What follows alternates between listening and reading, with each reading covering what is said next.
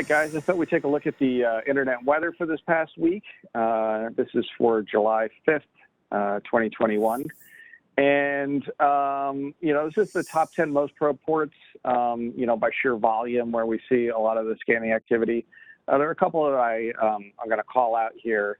A lot of them we already know about. So you've got your 23 TCP telnet, you've got SSH on 22, HTTPS 443, 80 and 81 are very well-known web ports. 6379 TCP, that is Redis server, which is like a fast memory cache database. So I think we've talked about this one on previous shows, but I didn't highlight that one specifically. And then we have 8080 TCP. I'm going to jump back here. And then 2375 and 2376. I am going to show a chart on these. These are related to Docker. So these are forget the exact name of the Docker service that runs on these two ports, but it allows you to kind of remotely connect or administer the Docker instance through these two ports. And also, one of the other things I noticed, this is the bottom of the top 20. So this is 11 through 20. And there were some things I noticed in here, I thought I would call out that seemed interesting to me. So, there's a lot of other ports that we talk about all the time, like RDP, 3389 and whatnot. But some things that I found interesting is in this, the bottom of the top 20 is that 9200 TCP is Elasticsearch. We see a lot of scanning on that. Microsoft SQL Server, we talk about a lot, another database server. 3306 TCP, another database server, which is the Oracle MySQL server. 8089 TCP is Splunk D. That's the server for the Splunk, which is yet another type of database server. And then 11 to 11 TCP is Memcached, which is yet another type of database server. So I thought it was interesting that there's such a heavy concentration of scanning on database servers. We typically see a lot of things that give people remote control access to devices, like 3389. 21 is FTP, but some of the other ones like SSH, Telnet, et cetera.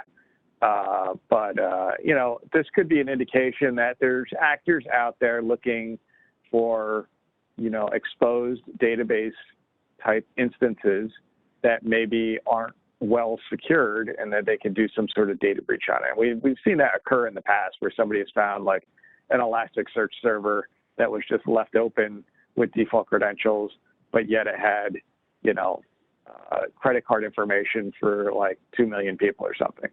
So just something to be aware of if you have, especially nowadays with people working in the cloud more, things aren't necessarily inside your own protected network infrastructure.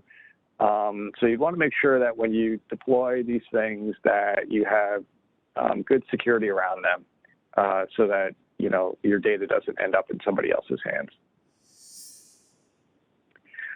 So in terms of the top 10 most sources probing, there really isn't anything that I'm going to specifically call out here. I'll talk about things, but I did bring charts up.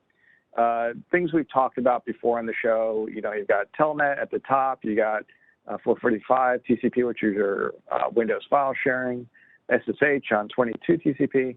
These two ports, 8291 and 8728 TCP, are related to MikroTik. So we've done some discussion on this, past months or so on MikroTik. They have a couple of vulnerabilities, various ones on each of these two ports that allows you to take over the MikroTik routers, do some remote code execution. So that's very likely what's going on here in order to recruit these into a botnet for, whatever purpose that botnet operator is looking to do. You have a couple of web ports. 5555 TCP is the Android debug bridge, which allows you some Android, well, actually all Android devices have the capability to open a debug diagnostic port for when you're doing development and you want to, diagnose your code while it's running real time. So that's what this allows you to do, but you can also use it for nefarious purposes. If somebody accidentally left it open, I could take over your Android device pretty easily if this is left open and exposed. So that's what they're looking for there. And, there's a lot of Android devices out there nowadays. A lot of things we don't even think about, TVs and security cameras, DVRs, all kinds of things, file servers, all kinds of little embedded devices, even probably refrigerators and all kinds of smart appliances probably run on Android as well nowadays. So something to consider. So here's the scan probe activity on the two Docker ports that I was talking about, 2375 and 2376 TCP. I'll show you what this actually looks like in a second. But this is a 120-day shot, so about the past 4 months. You can see that around the May timeframe, within the past month or so, it looks like we started to get a more significant increase in scanning activity on both of these ports. The blue is 2376 and red is 2375. They are related. One is the 2375 is actually supposedly just the HTTP port, and 2376 should be the HTTPS port. But so you're seeing scanning increase on both at the same time. This little divot here where we have a very low amount of activity, I'm not sure if that is actually like a botnet stopped or if it's more a data loss issue on our side. I didn't get a chance to look into that, but I would just pretend for the moment that that's not there. I think the internet was off that day. I think they turned the internet off. That's very possible. I think I would remember that. But in any event, so this is the what from our honeypots, what the scan probe activity actually looks like towards Docker, just in case you have some Docker instances of your own and you're checking your own honeypots and you see this type of activity. The interesting thing to me, I think I had it on the screen there, but the vast majority of the scanning is all originating from China, by the way. To what end, I don't know, other than they're looking for Docker, exposed Docker instances. But a lot of it is coming out of China. So when we look at these, you can see by large majority, most of these scans are doing a get on v1.16/version. So they're basically doing a test to see, are you a Docker instance? And probably if you answer yes, or with something that looks like a proper Docker response, then they would do more. The other thing I found interesting about this is that they're using zgrab. So in the user agent, you can see zgrab is being referenced. And zgrab, for those familiar with ZMAP, ZMAP is kind of a high-speed scanning tool. So, a lot of us are familiar with Nmap, which works very like on a threaded, serialized way. ZMAP does interesting things where it just blasts packets out. And then it has another listener listening on the side for SYNAC packets that come back. So it can scan, large volumes of the internet very, very, very quickly. So zgrab is related to that. It's just like a subset for specific things or for specific protocols, I guess. And so, their attackers here are using zgrab to quickly find which ones are actually running Docker.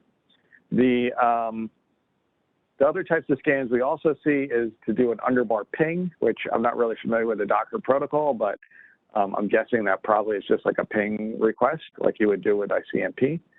And then another one we see, I guess, maybe if a ping comes back successfully, is they go to look at what containers are available on that Docker instance by referencing this JSON request here.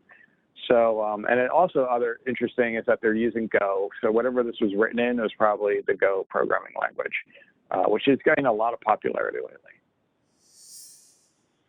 And then while this wasn't on the chart, I thought it's kind of slipped. It was up there maybe a month or so ago when we were at the very high peak of this.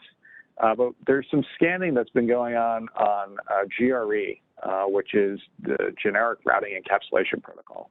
It's for building encrypted tunnels on the internet using, various software clients will let you do this. But it's not TCP or UDP, it's its own protocol. And the interesting thing about this is that, I don't know why someone would be looking for this specifically. I'm not quite sure. But it's its own protocol. And we see, most of the sources are in the U.S., but at its peak, it was about 4,000 scan sources per hour. This very sawtooth waveform here that we see, where it sharply rises and then sawtooth waveforms off, is very indicative to me of a botnet telling it to do that. Plus, we can see prior to, May 30th, it looks like around here, we really had very little to no scanning on this whatsoever. So something's up, and I'm not quite sure what it's about. When we see botnets issue a command to a variety of bots across the internet, you'll see this kind of sawtooth waveform, mostly because, they'll give each bot an instruction like scan, this amount of address space, and they all get the same amount to scan. And the ones with really fast internet access, they finish very quickly. But the ones with really slower internet access, they finish more slowly. So that's why you see this kind of decay pattern. As the ones that have, worse internet access, those bots, they finish in slower amounts of time. It takes them longer to do the same amount of work maybe, another bot that had really good internet access was able to do.